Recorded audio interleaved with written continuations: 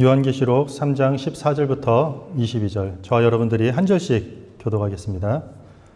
라오디게아 교회의 사자에게 편지하라. 아멘이시여 충성되고 참된 증인이시여 하나님의 창조의 근본이신 이가 이르시되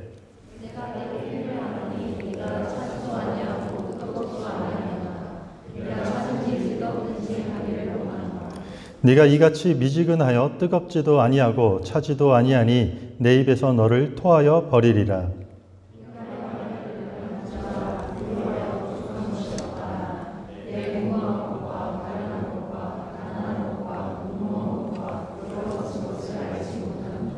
내가 너를 권하노니 내게서 불로 연단한 금을 사서 부여하게 하고 흰옷을 사서 입어 벌거벗은 수치를 보이지 않게 하고 안약을 사서 눈에 발라 보게 하라.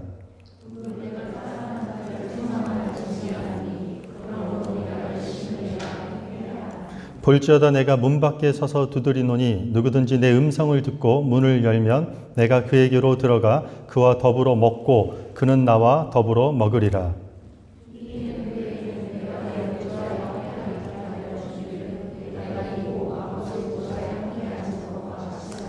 같이 읽습니다. 귀 있는 자는 성령이 교회들에게 하시는 말씀을 들을지어다. 아멘. 자, 오늘은 철치 7번째 우리 마지막 시간입니다. 의식, consciousness, 의식이라는 주제로 하나님 말씀을 함께 나누도록 하겠습니다.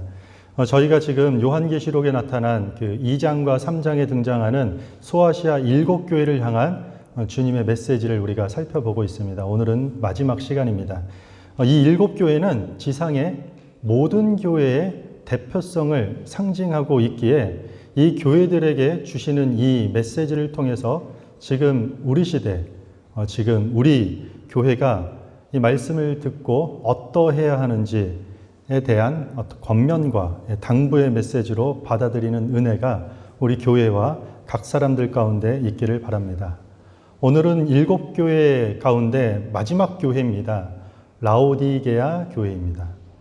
이름이 다 좀 어렵죠. 버가모 교회, 빌라델피아 교회, 어렵죠. 오늘은 라오디게아 교회입니다. 라오디게아라는 도시에는 유명한 것이 3가지가 있었습니다. 첫 번째는 옷입니다. 흑색 양모 산업이 아주 발전한 도시였습니다. 다른 나라에 비싼 값에 팔릴 정도로 품질이 우수한 옷이 유명한 도시였습니다. 두 번째는 안약이 유명했습니다. 눈에 바르는 안약. 당대 최고의 의과대학이 바로 이 지역에 있었습니다. 그런데 거기서 제조된 안약이 효과가 너무 좋아서 마찬가지로 다른 지역으로 수출할 정도로 아주 유명했습니다. 세 번째는 금융입니다. 금융. 이렇게 도시에 이런저런 산업으로 인해서 돈이 들어오다 보니 관련된 금융업이 발달되었으며 그곳에는 큰 은행이 자리를 잡게 되었습니다. 이 라오디게아라는 이 도시는 의류산업과 그리고 안약, 금융업으로 아주 유명한 그리고 부유한 잘 사는 도시였습니다. 하지만 이 도시에 취약한 것이 한 가지 있었는데 그게 뭐냐면 급수가 원활하지 못했습니다. 생활 용수가 원활하게 수급되지 않았습니다. 인근 도시에서 다른 지역에서 물을 끌어와야 했지만 오늘날과 같이 이렇게 상수도가 발전된 시대가 아니었기 때문에 원활하게 생활 용수를 물로 끌어오는 데 있어서는 아주 힘든 어려운 상황이었던 것입니다. 라오디게아 교회는 이런 분위기, 도시 속에 존재하고 있었습니다. 이제까지 우리가 살펴봤던 6교회들 중에 꾸중이 없는 교회는 있었지만 칭찬이 없는 교회는 없었어요. 다 한 가지 정도는 너 이거 잘했다라고 칭찬을 받았습니다. 그런데 오늘 7번째인 이 라오디게아 교회는 유일하게 칭찬이 하나도 없고 책망만 받는 교회입니다. 7교회 중에서 칭찬받을 게 한 가지도 없대요. 계시록 15장 16절에 보면은 저희가 방금 읽었는데 내가 내 행위를 아노니 네가 차지도 아니하고 뜨겁지도 아니하도다. 네가 차든지 뜨겁든지 하기를 원하노라. 네가 이같이 미지근하여 뜨겁지도 아니하고 차지도 아니하니 내 입에서 너를 토하여 버리리라. 아주 격한 표현을 하시죠. 차든지 뜨겁든지 해야 하는데 미지근하다고 지금 책망을 받고 있습니다. 이러한 지적은 야, 너희가 신앙생활을 할 거면 제대로 하든지 아니면 차라리 다 때려치우든지 해라 라는 그런 의미가 아닙니다. 이게 마치 우리말 표현의 한국말에 뜨뜻미지근하다라는 표현이랑 비슷해가지고 오해하면 안 됩니다. 사실 이러한 비유로 설명하는 이유에는 도시 환경적인 배경이 있습니다. 방금 말씀드렸다시피 이 도시는 늘 급수 공급에 어려움을 겪고 있었다고 합니다. 그래서 인근 도시로부터 물을 공급받아서 사용하려고 오랜 시간 동안 시도하고 거기에 막대한 돈도 투자했습니다. 북쪽에 한 10km 정도 떨어져 있는 도시 중에 히에라폴리스라는 도시가 있습니다. 근데 그 도시는 온천수가 유명했어요. 뜨거운 온천수 물이 콸콸 나와서 사람들이 피부병이나 질병 치료에 효과적이라고 모여들었고 뿐만 아니라 목욕하는 데 아주 좋은 물로 공급할 수 있었습니다. 그런데 이 뜨거운 물을 도수관을 통해서 끌어왔지만 너무 먼 거리예요. 라오디게아 교회까지 이 지역까지 도착하게 되면 물이 미지근해서 더 이상 어떤 치료용이나 아니면은 목욕으로 사용하기 어려웠습니다. 뿐만 아니라 여기는 석회수가 들어가 있기 때문에 미지근한 물은 마실 수도 없었던 것입니다. 반면에 동쪽으로 한 16km 정도 떨어져 있는 지역에 골로세라는 도시가 있습니다. 거기는 천연 안반 광천수로 유명해요. 시원한 물이 나기로 유명했습니다. 그런데 마찬가지로 이 당시 만든 어떤 그 인공적인 어떤 수로로 물을 끌어오지만 더 멀어요. 이 라오디게아까지 도착하게 되면 이 물도 다 눅눅해지고 중간에 상하는 일도 생깁니다. 마시게 되면 그냥 맛을 볼 수 없을 만큼 뱉어낼 만큼 생수로 도저히 사용할 수 없는 상태가 되었다라는 것입니다. 그러므로 지금 여기서 표현하고 있는 차지도 뜨겁지도 않고 미지근한 상태는 중간 상태를 말하는 것이 아니에요. 입에 넣으면 뱉어버릴 수밖에 없는 쓸모없는 상태를 말하는 것이요. 이러한 일상에 빗대어서 지금 라오디게아 교회의 영적인 현실을 지금 설명하고 있는 것이요. 한마디로 무슨 뜻입니까? 이게 교회를 향해서. 교회의 기능이 상실되었다. 교회다움의 기능이 완전히 상실되었다. 너희는 지금 쓸모없는 상태의 교회가 되었다. 얼마나 끔찍한 책망 아니겠습니까? 여러분들 쓸모없는 상태의 교회는 대체 어떤 상태일까요? 오늘 지금 이 교회를 통해서 너희가 쓸모없는 상태의 교회가 됐다는 것은 도대체 무엇을 말할까요? 17절을 보면 그것에 대한 설명이 있는데요. 함께 읽겠습니다. 시작. 내가 말하기를 나는 부자라 부요하여 부족한 것이 없다 하나 내 곤고한 것과 가련한 것과 가난한 것과 눈먼 것과 벌거벗은 것을 알지 못하는도다. 자신들의 교회의 상태가, 그러니까 지금 교회의 영적이고 신앙적인 이 상태가 곤고하고 가련하고 가난하고 눈 멀고 벌거벗었음을 그들이 스스로 알지 못한다라는 것이에요. 계속해서 이 도시의 환경을 빗대어 비유적으로 설명하는 것이요. 너희가 지금 엄청나게 부유한 도시의 환경 속에서 살고 있지만 그 신앙의 상태는 곤고하고 가련하고 가난하다라는 것이요. 최고의 안약이 개발되어서 전 지역으로 수출되는 도시에 살고 있지만 정작 이 교회는 신앙적으로 눈이 멀었다라는 것이요. 울로 만든 값비싼 옷을 입고 자랑스럽게 여겼지만 영적 상태는 벌거벗은 상태야 라고 지적하고 있는 것이요. 그런 자신들의 지금 신앙의 현 주소를 알지 못하는 것이 쓸모없는 교회라는 것이에요. 자신들이 지금 어떤 상황에 처한 것인지, 얼마나 영적으로 나락으로 떨어져 있는지 도무지 알지 못하는 상태, 그것이 쓸모없는 교회고 교회다움에 아무런 기능을 하지 못하는 교회라고 지금 말하고 있는 것이에요. 교회가 영적으로, 그러니까 신앙적으로 몰락하고 있음을 스스로 알지 못했던 이유가 한 가지 있어요. 이 교회는. 우리가 읽었던 17절 서두에 보면 내가 말하기를 나는 부자라 부요하여 부족한 것이 없다. 그러니까 나는 지금 부요함 때문에 부족한 것이 없다고 그들이 스스로 말했다라는 것이에요. 그 지역 사람들과 심지어 그리스도인들까지도. 부자라서 가진 게 넉넉해서 부족함이 없었던 것이에요. 이들이 얼마나 부유했냐면요. AD 17년에 이 인근 지역에 큰 지진이 강타했다고 했죠. 지진이 한 번 오면요. 고대 사회는요. 그냥 재건하기가 힘들어요.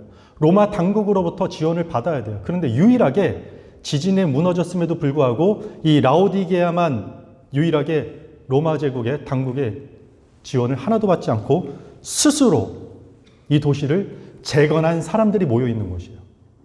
그만큼 부유했어요. 그만큼 물질적으로 풍요했기 때문에 로마의 도움도 필요 없고 하나님의 도우심도 우리에겐 그렇게 지금 필요하지 않았다라는 것이에요. 그들은 지금 물질적으로 누리는 이 환경으로 인해서 어떠한 부족함을 느끼지 못했던 것이에요.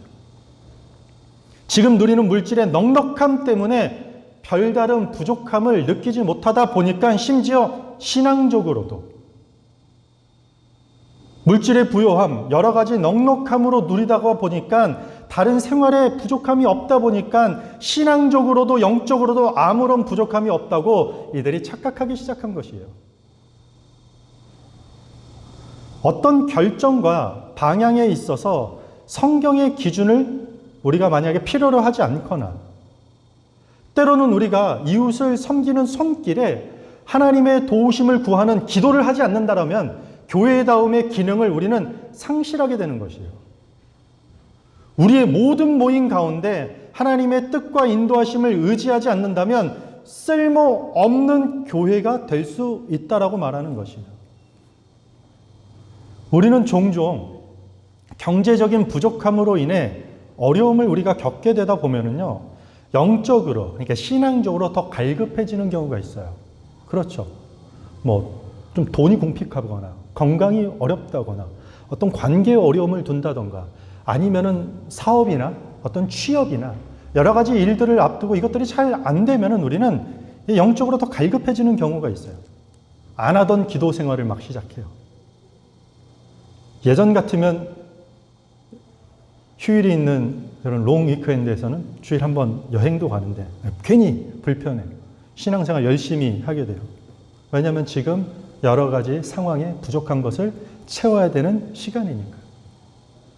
힘든 상황 가운데 여러분들이 하나님을 의지하고 우리가 하나님께 간구하는 것 자체는 전혀 문제가 없어요. 그래야만 되는 것이에요. 하지만 그러다가 만약에 우리가 경제적으로 조금 넉넉하게 되면 신앙적인 부족함도 상대적으로 덜 느끼게 됩니다. 조금 먹고 살만하게 되니까 하나님의 도우심과 인도하심이 필요 없고 무가치한 것은 아니지만 지금 당장, 이번 한 주, 오늘 당장 그렇게 필요한 것을 느끼지 못하게 되는 것이에요. 이것은 가난하더라도 믿음이 좋았던 사람들이 갑자기 부를 갖게 돼서 돈을 갖게 돼서 부자가 돼서 변질되었다라는 뜻이 아니에요. 애초에 그의 중심성이 돈에 있었기 때문에 신앙의 변질이 되는 것이에요. 가진 소유가 많고 적은 것과 전혀 무관한 것이요. 단지 물질을 비롯한 어떤 환경에 얼마나 우리의 삶의 무게와 삶의 가치를 두고 있느냐에 따라 신앙은 쉽사리 변질될 수도 있다라는 것이에요. 하나님이 필요할 수도 있고 필요하지 않을 수도 있게 되는 것이에요. 이런 상태를 쓸모없는 교회의 상태라고 말하고 있는 것이에요. 그러니까 교회가 어려운 문제만 놓고 막 작정해서 기도하다가 뭔가 문제가 해결되면 이제 한시름 났다라고 하면서 하나님 더 이상 찾지 않는 상태. 이게 하나님 보기에는 쓸모없는 상태, 교회다움의 기능이 완전히 사라진 상태라고 징계하고 바라보고 계시는 것입니다. 아직 가진 것이 없다고 헌신하지 못하는 사람들이 있습니다. 그런데 그런 사람들은 더 넉넉해져도 하나님께 헌신하지 못합니다. 왜냐하면 모든 가치의 무게를 돈에 두고 살기 때문입니다. 예배를 영어로 월십이라고 합니다. 월십. 이 월십이라는 말은 월스, 가치라는 말에서 나왔어요. 그런데 이것은 웨이트, 무게라는 뜻을 갖고 있어요. 같은 어근을 갖고 있는 말 단어들이에요. 어원대로라면 예배는 어떤 가치에 무게를 실는 행위가 되는 것이에요. 예배는 어떠한 가치에 무게를 실는 시간이고 그런 행위를 하는 장소가 되는 것이에요. 영광이라는 성경의 구약 성경의 히브리 단어는 카보드예요. 이것도 어근이 무겁다라는 뜻이에요. 하나님께 영광을 돌리는 예배는 무게를 더하는 것이다라고 해석할 수 있는 것이에요. 하나님께 영광을 돌린다라는 것은 하나님께 무게를 두고 하나님께 가치를 둔다라는 것이요. 그래서 예배는 관람하는 시간이 아니에요. 찬양팀 오늘 박자도 좋고 잘하는데? 목사님 오늘은 파이팅이 넘치시는데? 뭐 이렇게 관람하는 게 아니에요. 사람에서 하나님으로 중심성의 무게가 옮겨지는 시간이 바로 이 예배 시간이 되어야 된다는 것이에요. 라오디게아의 이름 뜻은요, 백성들의 통치라는 뜻이에요. 라오스가 백성이고요, 다케가 통치예요. 그러니까 백성들의 통치라는 뜻이에요. 중심에 사람이 있다라는 것이에요. 이 이름 자체가 사람 중심이라는 뜻이 되는 것이에요. 이 교회도 마찬가지예요. 라오디게아 이름처럼 이 교회는 물질적 풍요함에 함께 젖어들어서 물질과 사람의 무게중심성을 두고 있었던 것이에요. 그렇기 때문에 신앙의 어떤 부족함을 크게 느끼지 못하였고 생각하지 않는 영적 나태함에 빠져 있었던 것이에요. 이 교회의 책망은 교회다움의 기능을 상실한 상태, 그러니까 교회가 이 교회답지 못한 이 쓸모없는 상태 자체를 지적하는 것보다 엄밀히 말하면 그 상태를 전혀 알지 못하고 있는 상태를 책망하는 것이요. 이해가 가시나요? 지금 그들이 어그러져서 쓸모없는 상태가 된 것, 그 현상 자체를 지금 징계하기보다는 그것 자체를 전혀 깨닫지 못하고 알지 못하는 상태를 지금 책망하고 있는 것이요. 우리 17절에 보면은 내가 말하기를 나는 부자라 부요하여 부족한 것이 없다 하나 내 곤고한 것과 가련한 것과 가난한 것과 눈먼 것과 벌거벗은 것을 알지 못하는도다. 그런데요, 여러분들, 여기서 알다라는 단어가 등장했잖아요. 이 단어는 우리가 흔히 말하는, 우리가 한국어로 표현하는 알고 모르는 know 이런 단어가 아니에요. 지식이 없다라는 뜻이 아니라 우리 설교 제목이에요. 의식이 없다라는 뜻이에요. consciousness, 이게 없다라고 지금 말하고 있는 거예요. 지식은 뭔가요? 지식은 단편적인 데이터들이나 어떤 정보들을 축적하는 상태예요. 그건 독립적으로도 할 수 있어요. 그냥 혼자서 공부해서 할 수 있고요. 어떤 정보들을 모아서 지식은 그렇게 쌓을 수 있어요. 그런데 의식은 자신과 환경을 지속적으로 인식하는 상태예요. 절대로 혼자 무엇을 인식할 수 있다 없다? 불가능한 것이에요. 왜냐하면 나 자신과 환경의 관계, 거기에 연결성을 파악해야 되는 것이에요. 지금 여기서 말하고 있는 너희가 알지 못한다라는 것은 지식으로 네가 그런 상태인 것을 네가 왜 몰라? 눈으로 보면 알잖아. 그런 상황들이 일어났잖아라는 단편적인 지식의 부족함을 말하는 것이 아니라 그것과 연관된 그 전반적인 상황에 대한 의식이 부족하다고 말하고 있는 것이에요. 여러분들, 우리가 쓰레기를 버리다가 적발되면 만약에 벌금이 100불입니다. 만약에 예를 들면. 그런데 지식은 만약에 몰래 버리다가 걸리지 않으면 버려도 되는 게 지식이에요. 그런데 의식은 달라요. 우리 이런 말 있죠. 시민의식이라는 단어를 붙이죠. 벌금과 상관없어요. 걸리고 안 걸리고 벌금과 상관없이 나 자신과 이 도시의 환경, 그것과의 관계, 그리고 이렇게 쓰레기를 버리는 게 앞으로 어떤 영향을 미치는지 자각하고 깨달아 행동하는 게 의식이에요. 지금 라오디게아 교회를 향해서 교회의 기능이 상실되고 쓸모없는 교회의 상태가 되기까지 너희가 아무런 의식 없는 상태에 대해서 지적하고 있는 것이요. 왜 이렇게 의식 없는 상태로 살고 있느냐? 호세아서 4장 6절입니다. 이스라엘 백성들이 북왕국과 남유다로 분열이 돼요. 남왕국은 이미 멸망하고 이미 북왕국이 이제 멸망 직전이에요. 바벨론이 와가지고 포로로 끌려가기 바로 직전이에요. 그때 하나님께서 이스라엘 백성들을 향해서 호세아 선지자를 향해 이렇게 말씀하고 있습니다. 내 백성이 지식이 없으므로 망하는도다. 네가 지식을 버렸으니 나도 너를 버려 내 제사장이 되지 못하게 할 것이요 내가 내 하나님의 율법을 잊었으니 나도 내 자녀들을 잊어버리리라. 지금 뭐라고 말해죠? 이스라엘이 망해서 포로로 끌려가기 직전인데 망하는 이유가 지식이 없기 때문이라는 것이요. 이스라엘 백성들이 지식을 버렸다고 지금 선지자를 통해서 엄포를 놓고 있는 거죠. 여러분 근데 성경을 자세히 읽어보면요.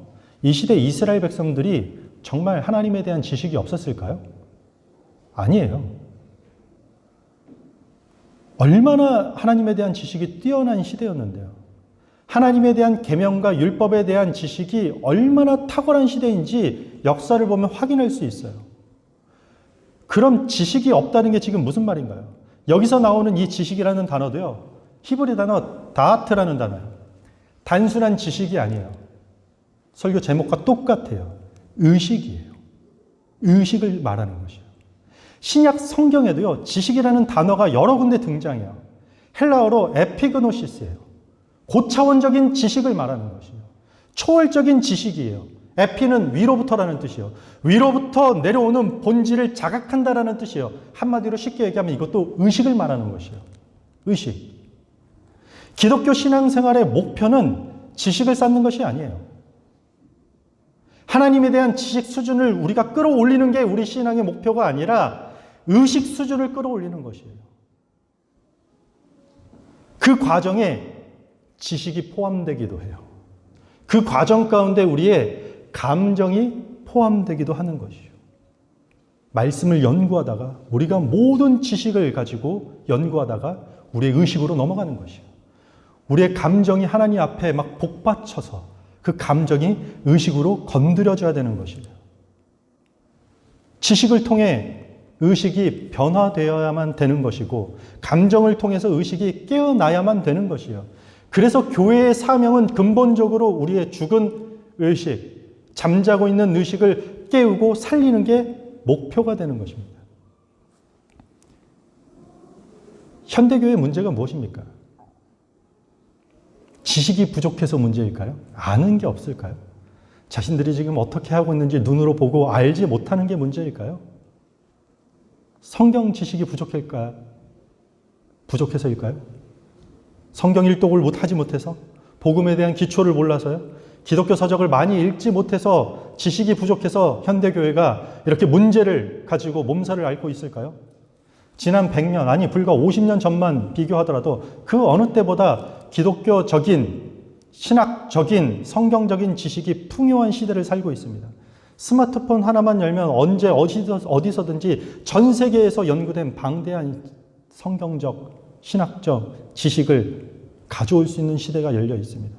유튜브만 하더라도 얼마나 많은 설교와 얼마나 많은 성경 공부들이 넘쳐나고 있습니까? 지식은 쌓여가는데 의식이 없기 때문입니다. 이 시대 교회의 문제는 저를 비롯해서 젊은 목회자들의 성경 지식은 우리 전 선배들의 시대보다 훨씬 더 높아졌고 탁월한 수준에 올라왔던 건 사실입니다. 그런데 주님만 온전히 따르겠노라 하는 그런 영적 의식이 사라졌기 때문에 교회도 성도도 무너지고 있다는 것입니다. 4차 혁명 얘기 많이 하죠, 여러분들. 4차 혁명에 관한 많은 책들을 읽으면 그 안에 항상 중심 주제가 있습니다. 그게 바로 의식입니다. 인간다움이 무엇인가? 의식이다. 인공지능이 개발되고 AI가 발전하는 것에 따라 엄청난 지식이 컴퓨터와 인공지능 안에 축적되고 있습니다. 하지만 문제는 지식이 아니라 의식이라는 것이요. 그 막대한 정보에 대한 의식, 사랑과 희생과 섬김과 나눔과 연합에 대한 의식이 인간다움의 핵심이 되기 때문인 것이에요. 돈이 문제가 아니라 돈에 대한 의식이 중요하다라는 것이에요. 동물도 지식은 가지고 있어요. 동물도 감정을 가지고 있어요. 하지만 인간에게 특별히 강요당하지 않는 한 동물은 지식이나 감정의 욕구를 거스를 수 없어요. 인간과 동물의 차이는요, 유일하게 의식이 있느냐, 의식이 없느냐의 차이예요. 그러면 동물은 거의 무의식적으로 살아갈 수밖에 없지만 인간은 스스로 의식적으로 바꿀 수 있다라는 것이에요. 자기가 가지고 있는 알량한 정보의 지식과 자기가 느끼는 그 감정만 가지고 살아가는 건 짐승과 다를 바가 없다라는 것이에요. 잘못된 지식, 잘못된 감정을 하나님 앞에 의식을 깨워서 끌고 가는 게 인간이 유일하게 할 수 있다라는 것이에요. 인간만이 의식적으로 자신의 지식과 감정을 조절하고 통제할 수 있는 존재라는 이야기예요. 이게 인간다움인 것이요. 그러니까 인간다움의 가장 주된 주제는 우리가 얼마나 의식을 하고 사느냐라는 것이요. 나 혼자만 독립적인 게 아니라 내가 맺고 있는 배우자, 가족, 친척, 직장 동료, 살아가는 사회, 이것에 대한 인식을 얼마나 가지고 있느냐가 인간다움을 결정하는 중요한 요소가 된다라고 온 세상이 입을 모아 이야기하고 있는 것입니다. 마찬가지로 교회다움은 결국은 의식인 것이에요. 그러므로 회개는 지식과 감정으로 하는 것이 아니라 의식으로 하는 것이에요. 내 잘못된 지식을 수정시키는 것이요. 내 잘못된 감정을 다시 전환시키는 것이요. 이걸 끌고 갈 수 있는 힘이 어디 있을까요? 의식이라는 것이요. 의식. 죄의식. 하나님이 나를 부르셨다라는 소명의식. 이런 의식만이 우리를 회개의 자리로 끌고 갈 수 있다는 것이요. 잠들었던 의식이 깨어나 잘못된 지식과 잘못된 감정을 올바른 방향으로 전환시키는 게 회개라는 것입니다. 오늘 19절, 20절도 동일하게 말하고 있는 것입니다. 물은 내가 사랑하는 자를 책망하여 징계하노니 그러므로 네가 열심을 내라 회개하라. 볼지어다 내가 문 밖에 서서 두드리노니 누구든지 내 음성을 듣고 문을 열면 내가 그에게로 들어가 그와 더불어 먹고 그는 나와 더불어 먹으리라. 어떤 이미지를 지금 그리고 있습니까? 주님께서 각 사람의 마음의 문 밖에서 서서 있는 것이요. 그리고 주님의 음성을 들려주고 있어요. 누구든지 내 음성을 듣고 문을 열기를 기다리고 있는 것이요. 이것은 믿지 않는 사람들이 주님을 나의 하나님으로 맞아들이는, 영접하는 회심의 장면이 아니에요. 대상이 지금 교회예요. 하나님을 신실하게 믿었다. 그러니까 회심이 아니라 회개의 장면을 그리고 있는 것이에요. 그런데 이 회개의 장면이 아주 인격적인 반응의 중요성을 지금 강조하고 있는 것이에요. 지금 마음의 문 밖에서 지금 문을 박차고 소리 지르면서 들어오는 모습인가요? 아니에요. 안에서 우리가 열어줄 때까지 주님이 기다린다라는 것이에요. 왜 이런 표현을 했는지 아세요? 라오디게아가 돈이 많았어요. 가진 돈이 많았어요. 그러니까 종종 로마 당국이 강제로 쳐들어와요. 그리고 군사들의 어떤 숙박을 위해 집을 압수하고 주민들을 막 쫓아내는 만행들을 했어요. 이런 로마에 대한 어떤 트라우마가 있었어요. 근데 그거와 아주 대조적으로 문 밖에 서서 주님은 음성으로 우리의 잠든 의식을 지금 깨우고 있는 것이에요. 아무개야. 때로는 말씀을 통해서, 때로는 가까운 사람들을 통해서, 때로는 말씀을 읽는 시간을 통해서 풍요함으로 인해 미지근한 상태에 빠진 교회, 자기만족에 빠졌고 성공의 올가미를 하나님의 복이라고 착각하는 교회를 향한 회개의 촉구는 잠들어 있거나 죽어 있던 그 의식을 일깨우라고 대안책을 주고 있는 것입니다.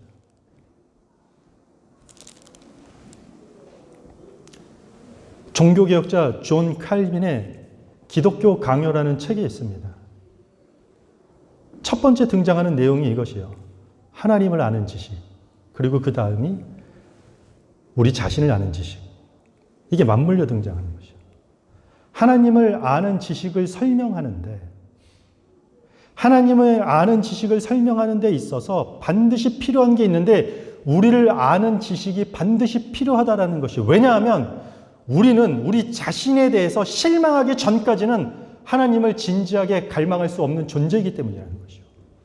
하나님을 안다라는 것은 우리 자신에 대한 깨달음이 있어야 돼. 동시적인 것이요. 그래서 하나님을 아는 지식과 우리 자신을 아는 지식을 신학적으로는 이중 지식이라고 해요. 저는 오늘 이것을 한마디로 의식이라고 표현하고 싶습니다. 독단적인 어떤 하나의 하나님은 그런 분이다라는 이런 지식이 아니라 하나님과 나와의 연결성, 그 관계성, 그것들을 인식하는 지식이라는 것이에요. 그런데 이 존 칼빈이요, 이 책을 27살에 집필을 했습니다.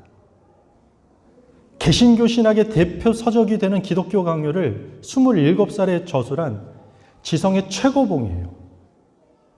그런데 이 존 칼빈의 좌우명이 코람데오였어요. 인생 죽기 전까지 좌우명이 코람데오였어요. 코람은 무엇 앞에서예요. 데오는 하나님이에요. 하나님 앞에서가 그의 좌우명이었다는 것이죠. 당시 최고의 신학 사상과 신학 책만 쓴 게 아니에요. 엄청난 정치 사상의 책도 썼어요. 당대 최고의 신학적 사상과 정치적 사상의 최고 지성을 갖춘 존 칼빈의 좌우명이 너무나도 아이러니하게 코람데오였다라는 것이에요. 그가 글을 쓰거나 설교를 하거나 정치적인 견해를 내비칠 때, 아니 삶의 작은 행위들조차도 모두 다 하나님 앞에서라는 진정 깨어있는 의식을 가지려고 평생 노력했다라는 것이에요. 여러분들, 우리가 무엇을 하기 전에 여러분들 코람데오, 하나님 앞에 서 있다라는 의식을 갖고 계십니까? 여러분들이 어떤 결정을 할 때, 중요한 결정을 할 때 하나님 앞에서는 둘째치고 여러분들의 모든 선택과 결정이 내일 아침 신문 1면에 나도 괜찮다라는 결정을 한다면 여러분들 쉽게 그런 결정들을 우리가 살 수 있을까요? 하물며 하나님 앞에, 우리가 앞으로 하나님 앞에 서 있다라는 그 의식이 없기 때문에 우리는 아무도 모르게, 심지어는 나 자신을 설득하고 타협해 가면서도 하나님 필요 없음, 여기까지는 하나님 들어올 공간 없음, 죽은 의식 속에서 살아갈 수 있다는 것입니다. 라오디게아 교회는 예배했어요. 기도도 했어요. 구제도 많이 했겠죠. 돈도 많았으니까. 교회가, 성도가 그렇게 살아야 된다라는 지식은 충분히 알고 그렇게 할 수 있을 만큼 했다라는 것이요. 그런 지식은 충분히 있었다라는 것이요. 하지만 그들은 의식이 잠들어 있었던 것이요. 뭐 때문에요? 물질의 풍요함 때문에 영적인 부족함을 망각했다라는 것입니다.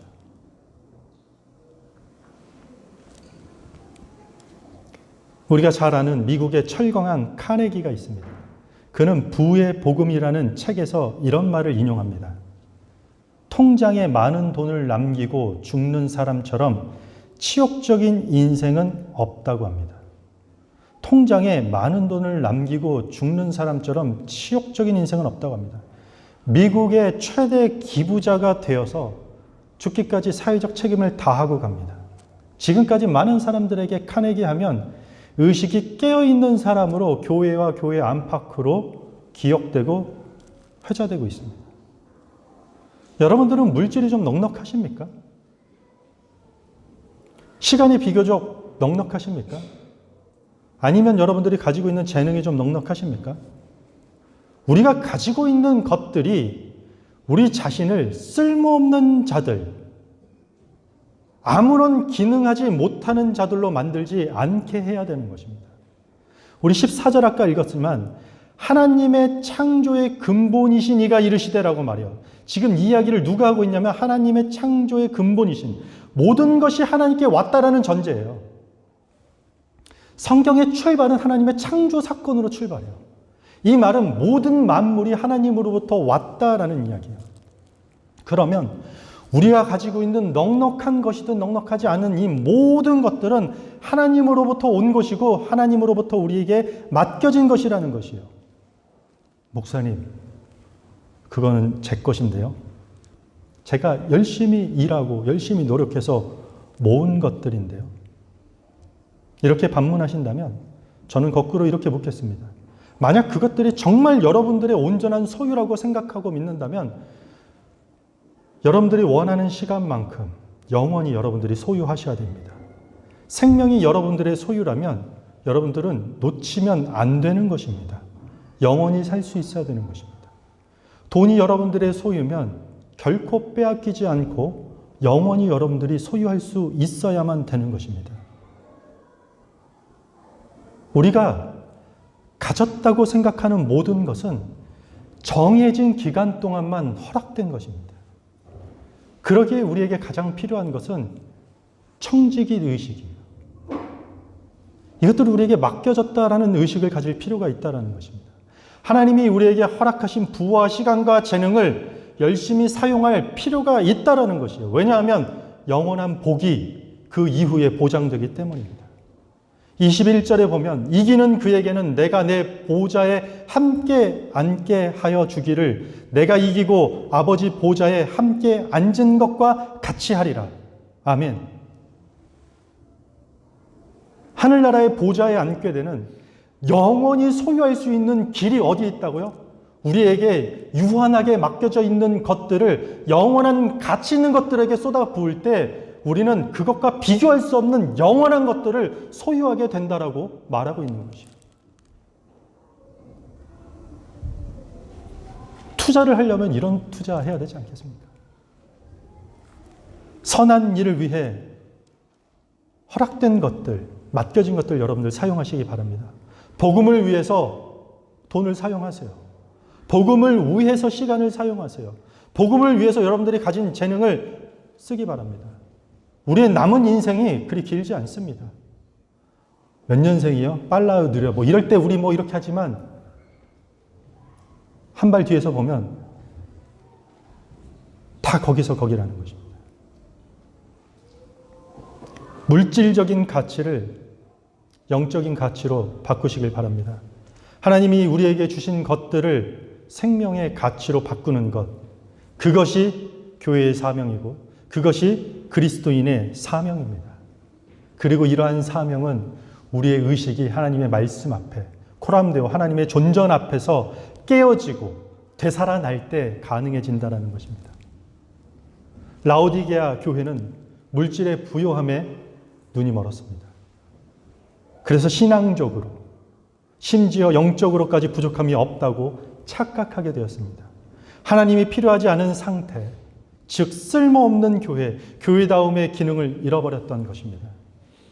이러한 사실을 스스로 의식하지 못하는 것이 교회의 가장 안타까운 책망의 원인이 되었던 것입니다.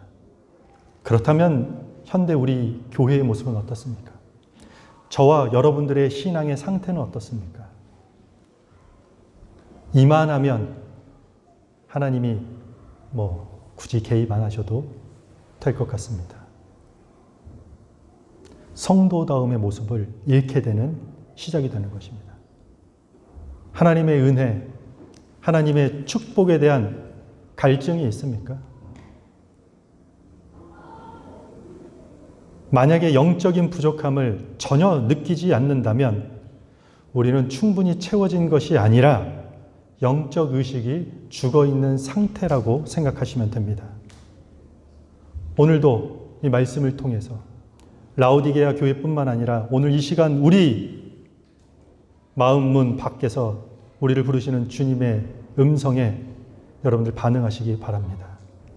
함부로 쳐 들어오시는 주님이 아니라 끝까지 기다리시는 그 주님의 음성에 귀 기울이시고 문을 열고 주님과의 아름다운 교제에 여러분들이 은혜를 누리시기 바랍니다. 우리의 의식이 그렇게 깨어나게 됩니다. 우리의 지식과 감정 모두가 온전히 하나님을 향하는 그 은혜를 누리는 성도와 교회가 되기를 주님의 이름으로 축원합니다. 우리 다 같이 찬양하겠습니다. 자리에 일어서서 우리 찬양하겠습니다.